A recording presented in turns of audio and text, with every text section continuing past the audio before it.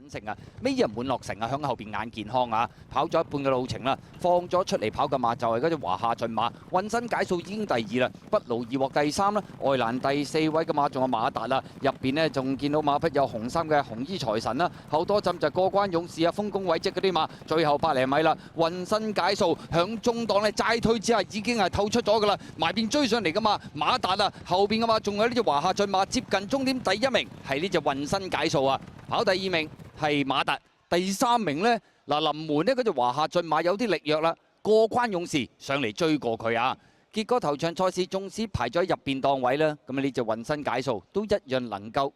先過終點啊，跑第二名作賽經驗豐富嘅呢隻就係馬達啦，第三名咁啊過關勇士追咗上嚟，臨門力弱外欄位置係華夏駿馬。